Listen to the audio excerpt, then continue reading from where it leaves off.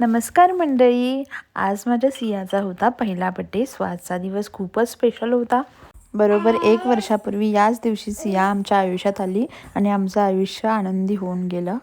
सकाळी सियाला आंघोळ घातली आणि मग दिवसाची सुरुवात केली आणि संध्याकाळी सियासाठी एक छोटं सेलिब्रेशन प्लॅन केलं होतं.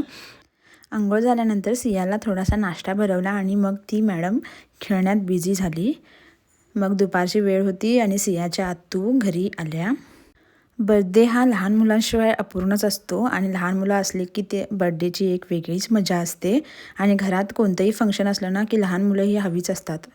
सियाचे आजोबा म्हणजे माझे बाबा, आई सगळेजण सियाच्या सेलिब्रेशनच्या जेवणाची तयारी सुरू होती. मसाले भात आणि गुलाबजामुनाचा बेत होता. स्वयंपाक तर सुरूच होता, पण एकीकडे सियाच्या डेकोरेशन पण सुरू होतं आणि त्यासाठी हा घरभर पूर्ण पसारा करून ठेवलेला होता. संध्याकाळ झालेली म्हणून आम्ही पटापट तयार झालो आणि त्यानंतर मग सियाला पण रेडी करून आम्ही सियाचं औक्षण करून घेतलं. आणि आता सिया भरपूर काही नवीन गोष्टी शिकाली. नमस्कार करणं, बाय, टाटा अशा भरपूर गोष्टी ती शिकली. देवाला नमस्कार केला आणि मग आजी, मामाची आजी, मावशी अशा सगळ्यांनी तिला ओवाळलं आणि त्यानंतर मग आम्ही कार्यक्रमाला सुरुवात केली. बर्थडे कसा झाला, सियाने काय काय धमाल केली हे पाहूया पुढच्या व्लॉगमध्ये. Bye bye.